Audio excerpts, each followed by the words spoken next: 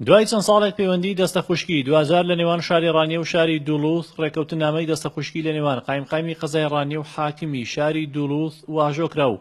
بە واژۆکردنی و ڕێکەوتنامەیەش قۆناغێکی تری کارکردنی پێکەوەی و ئاڵوگۆڕی زیاتری کەلتوری لە نێوان هەرێمی کوردستان و ویلایەتە یەکگرتووەکانی ئەمریکا دەستی پێکرد. خۆشبەختانە توانرا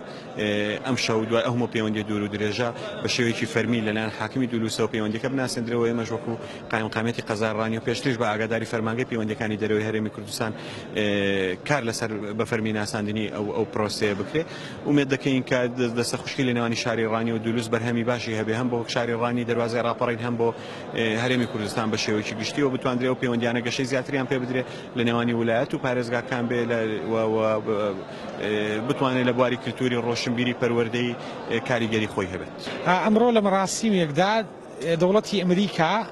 دانینا بە ڕێکەوتننامەی دەستەخوشکی شاری رانیە لەگەڵ شاری دولوث لە چوارچێوەی ڕێکخراوی دەستەخوشکی نێودەوڵەتی بەو پێڕانیە دوای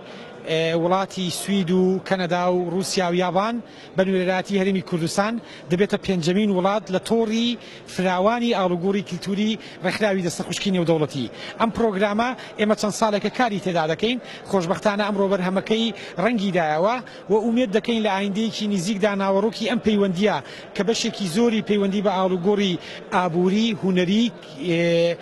وەرزشی هەموو بوارێکی فەرهەنگی و پەروەردەی و خوێندنی واڵاوە هەیە ڕنگدانەوەیشی باشی هەبێ هەم لەسەر شاری رانیە هەم لەسەر هەرێمی کوردستان بەو پێی ئەم پەیوەندیەی رانیە لەگەڵ شاری دولوث پەیوەندیەکە ڕنگدانەوەی پەیوەندی هاوڵاتیانی هەرێمی کوردستانە لەگەڵ وڵاتە یەکگرتووەکانی ئەمریکا.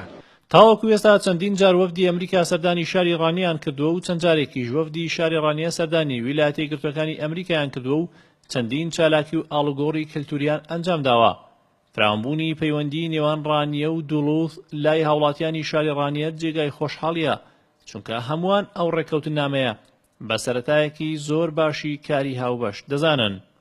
من وەک هاوڵاتێکی شاری دەواازەی ڕاپەڕین خۆشحاڵم بۆ ڕێکەوتنەی شاری دولوثی ویلایەتی مینۆسۆتای